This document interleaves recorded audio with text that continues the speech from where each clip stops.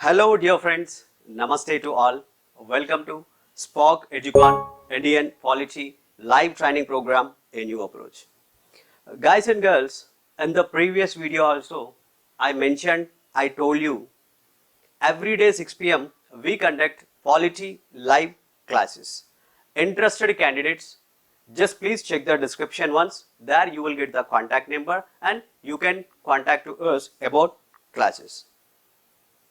And in this video, ఈ యొక్క వీడియోలో I am going to tell you how to remember schedules of the Indian Constitution. భారత రాజ్యాంగంలో ఉన్న షెడ్యూల్స్ ఏవైతే ఉన్నాయో ఈ యొక్క షెడ్యూల్స్ని చాలా సింపుల్గా చాలా ఈజీగా ఏ విధంగా మనం గుర్తుపెట్టుకోవాలో ఈ యొక్క వీడియోలో నేను ఎక్స్ప్లెయిన్ చేయబోతున్నాను. ఏంటి? Very simply, very easily. Right now how many schedules do we have? So right now we have 12 schedules అండి. ఈ యొక్క 12 షెడ్యూల్స్ని ఓన్లీ వన్ స్టేట్మెంట్, ఒకే ఒక స్టేట్మెంట్లో ఈ యొక్క 12 షెడ్యూల్ని సింపుల్గా మనం గుర్తుపెట్టుకోవచ్చు. రైటా? So guys, watch this video till the end. Okay, చివరి వరకు ఈ యొక్క వీడియోని చూడండి. Definitely it will be beneficial for you. Right, and one more thing, just look at here. So we have a Spark Educon mobile application అండి. రైటా? So ఇది Google play store నుంచి మీరు డౌన్లోడ్ చేసుకోవచ్చు. అదేవిధంగా just I will give the link in the description, అక్కడి నుంచి కూడా మీరు ఇన్స్టాల్ చేసుకోవచ్చు. Already I told you, just I will provide one simple statement to remember all these 12 schedules. Okay, so before just giving the trick or before giving that statement, first of all we need to concentrate on what is schedule and what are schedules. Schedules ante enti ani manam telusukundamandi. Okay, so what are schedules? Schedules ante enti? So do you know what are schedules? So schedules are like appendix to the constitution which contains additional details not mentioned in the articles. Right, Andy? So here you can see schedules are like appendix to the constitution which contains additional details not mentioned in the articles. అంటే articles లో mention చేయబడిన అదనపు details, అదనపు సమాచారం ఎక్కడ ఉంటుందంట? Schedules లో ఉంటుందంట. అందుకే షెడ్యూల్స్ అనేవి రాజ్యాంగానికి అపెండిక్స్ అండి, మీన్స్ అనుబంధం వంటివి అని చెప్పేసి మనం ఇక్కడ చెప్పడం జరిగింది. ఓకే, రైట్ నౌ మనకి షెడ్యూల్స్ అంటే ఏందో తెలిసింది. ఇంకా కొంచెం డీటెయిల్గా తెలుసుకోవడానికి ఒక ఎగ్జాంపుల్తో ట్రై చేద్దాం. ఓకేనా? సో ఎగ్జాంపుల్ ఏంటి?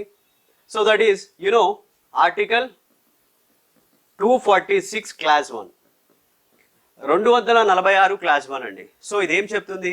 So this article states the parliament has the exclusive power to make laws on any subject mentioned in the list 1 of the schedule 7. Right అండి. సో ఇదేం చెప్తుందంట ముచ్చట?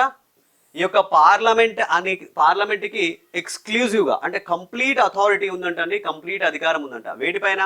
ఈ యొక్క షెడ్యూల్ 7లో ఉన్న లిస్ట్ 1 ఏదైతే ఉందో, జాబితా 1లో, ఆ జాబితా 1లో పేర్కొన్న ఏ అంశం పైన అయినా సరే పార్లమెంటు చట్టం చేయవచ్చు అని చెప్పేసి మనకి ఈ యొక్క 246 క్లాస్ 1 చెప్తుంది.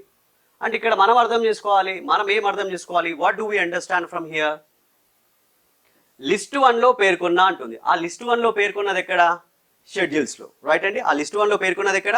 షెడ్యూల్స్లో. ఆ లిస్ట్ 1లో మొత్తం మనకి ఒరిజినల్ కాన్స్టిట్యూషన్లో ఎన్ని ఉన్నాయండి? మూల రాజ్యాంగంలో 97 సబ్జెక్ట్స్ ఉన్నాయి. అంటే 97 అంశాలు దాంట్లో ఉండడం జరిగింది. మరి ఆ యొక్క 97 అంశాలు ఏవైతే ఉన్నాయో ఆ 97 సబ్జెక్ట్స్ని ఈ యొక్క 246 క్లాస్ 1 అనే ఆర్టికల్లో పేర్కొన్నారా? పేర్కొనలేదు. ఈ యొక్క అడిషనల్ డీటెయిల్స్, ఈ యొక్క అడిషనల్ ఇన్ఫర్మేషన్ ఏదైతే ఉందో దీన్ని ఈ యొక్క షెడ్యూల్స్లో అయినా 7th 1లోని లిస్ట్ 1లో ఈ యొక్క కేంద్రానికి సంబంధించిన లిస్ట్ అది ఆ లిస్ట్లో చెప్పడం జరిగింది. Clear guys? అందుకే మనం ఏం చెప్పినాం ఇక్కడ? Which contains additional details not mentioned in the articles. ఈ యొక్క 97 అంశాలను ఆర్టికల్స్ మెన్షన్ చేసిరా అండి? ఈ యొక్క 246 క్లాస్ 1లో ఇక్కడ మెన్షన్ చేయలేదు. బట్ ఎక్కడుంది అది? అది వచ్చేసి మనకి ఈ యొక్క షెడ్యూల్ 7లో లిస్ట్ 1లో భాగంగా ఆ యొక్క 97 అంశాలని మనకి పెట్టడం జరిగింది. రైట్ అండి? సో మనకి ఇక్కడ అసలుకి షెడ్యూల్ అంటే ఏందో తెలిసింది, దానికి సంబంధించిన ఒక ఎక్స్ప్లెనేషన్ కూడా మనం చూసినాం. చలో, దట్స్ ఫైన్. ఇప్పుడు మనకు కావాల్సిన ట్రిక్ ఏంటి? సో మనకు కావాల్సిన సింపుల్ స్టేట్మెంట్ ఏంటి? సో దాన్ని చూద్దాం. Clear guys. So the trick is, the simple statement is, Very simple and it will be fun actually. Just concentrate. Okay. Knee overaction, super, temper, damn. But LLM pass mister.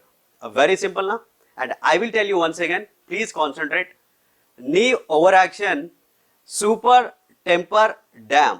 But LLM pass mister. Okay, just look at here. Knee overaction, super, temper, damn. But LLM pass mister. Very simple and చాలా ఈజీగా మనం గుర్తుపెట్టుకోవచ్చు అండి. ఒక్క 2 times చదివితే so చాలా సింపుల్గా మనకి గుర్తుంటుంది ఆ యొక్క స్టేట్మెంట్. దాని ఇంగ్లీష్లో చూసే ముచ్చట చేద్దాం ఇప్పుడు ఇక్కడ. చలో.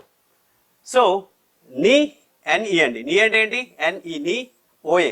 ఓఏ అంటే ఏంటి? చాలా మంది నవేడేస్ మెనీ పీపుల్ ఓఏ గొట్టక్. ఓకే, ఓవర్ యాక్షన్ గొట్టక్. సాల్ ఓఏ ఎక్కువైంది మీన్స్ సాల్ ఓఏ అంటే ఓవర్ యాక్షన్ ఎక్కువైంది. Like that we use. And STD. So STD తెలుసు కండి. ఎస్టీడీ ఐఎస్డి అని చెప్పేసి మనకి ఇంతకుముందు ఎస్టీడీ బూత్స్ దగ్గర నుంచి కాల్స్ చేస్తుండే, రైటా? So STD, but it's a conjunction. We know need to concentrate on this. Just ఈ రెండు స్టేట్మెంట్స్ని జస్ట్ కలిపే ముచ్చటది. దానికి మనకి సమాధానం పెద్దగా ఏం లేదు. LLM pass mister. Okay, this is our statement. So look at here once again. Yeah, knee. OA means over action. STD, right? And means S means super, temper, damn. But LLM pass mister. P for pass, right? Mister, that is. ఇప్పుడు ఒక్కొక్క schedule ని మనం తెలుసుకునే ప్రయత్నం చేద్దాం. ఇక్కడ ఏముందండి? N, right?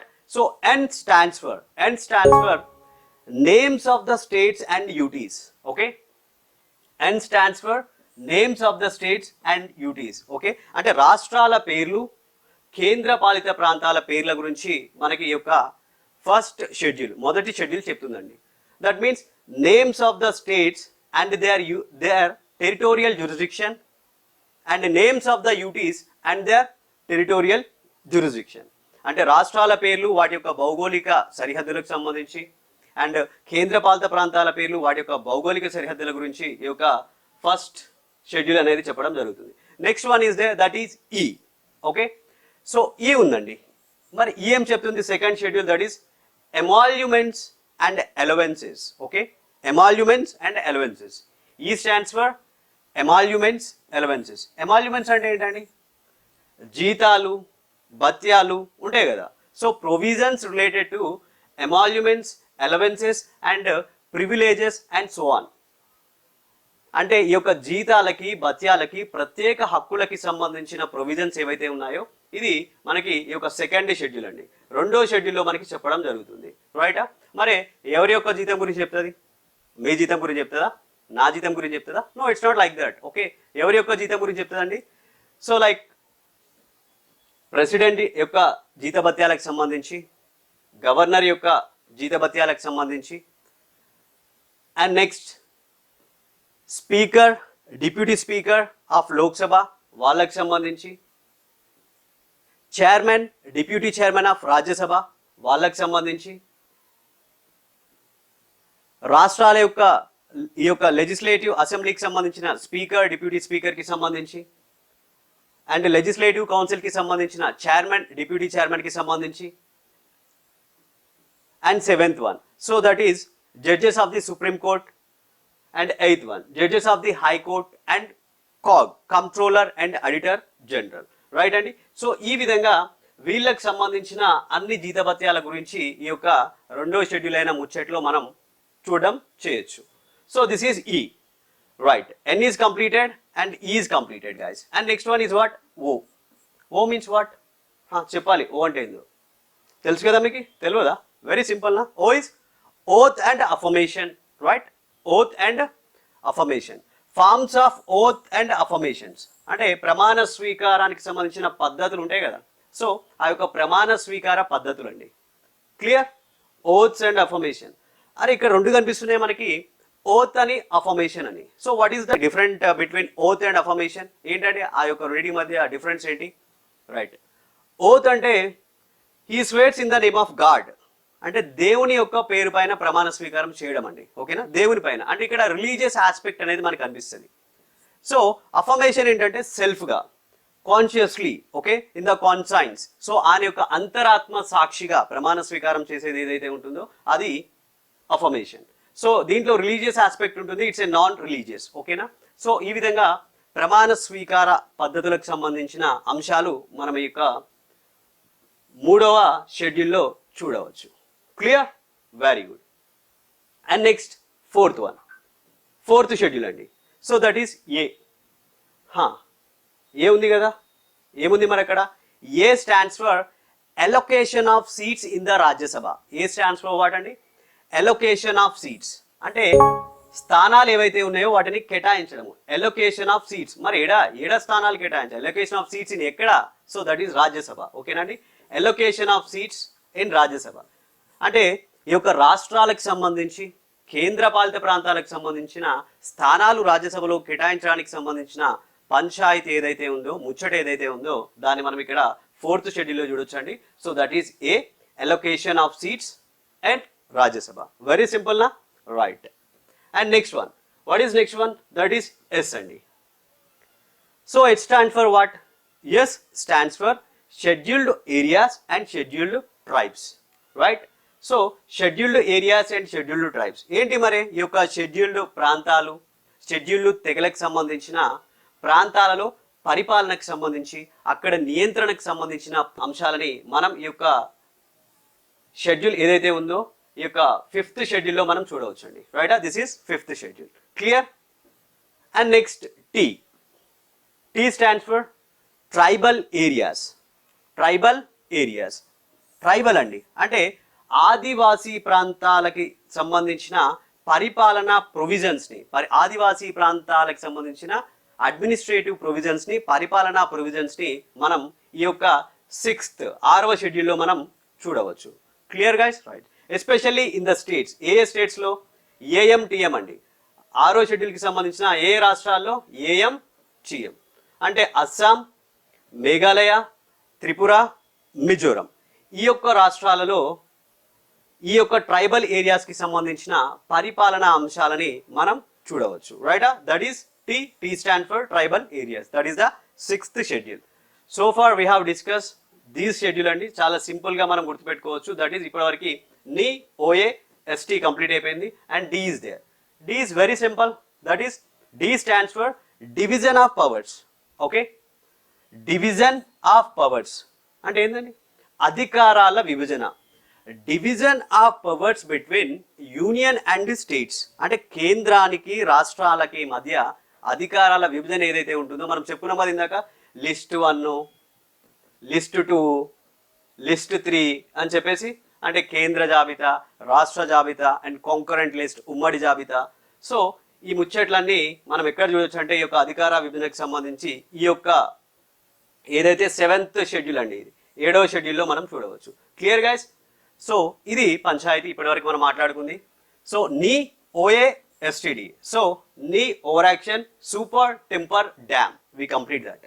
And next this is remains, that is LLM, pass, mister. ఒకసారి దాని ముచ్చట కూడా చూద్దాం.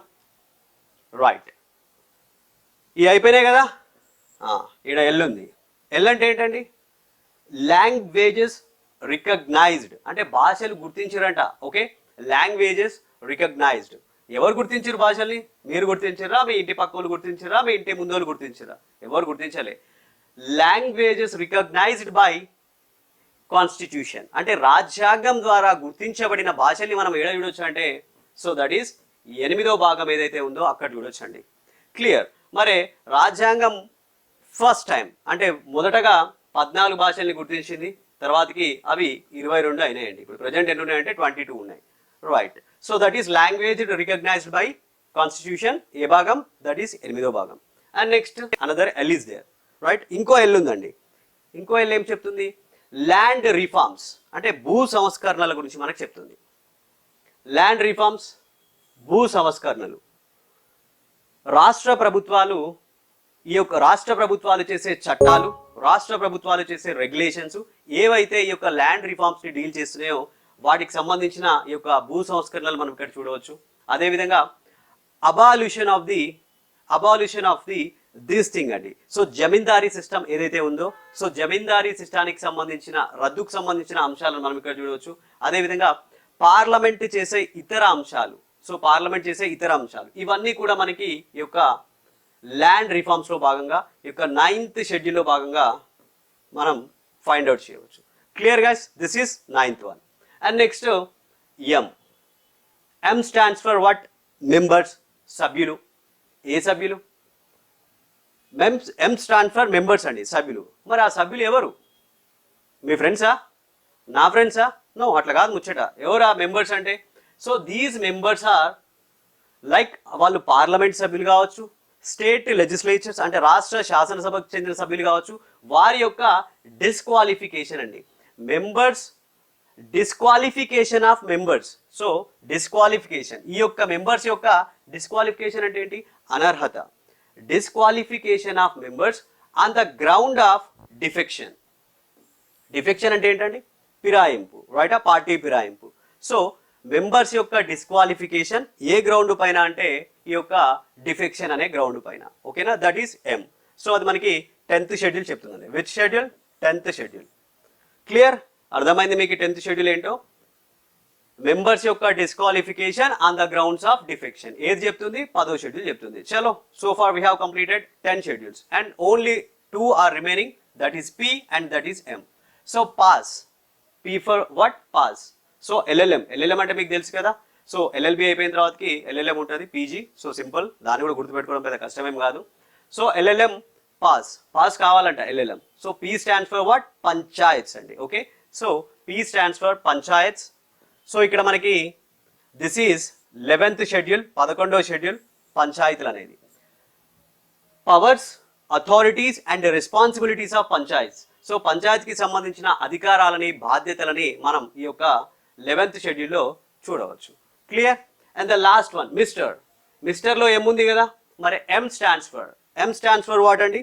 So M stands for municipalities. Clear? M stands for municipalities.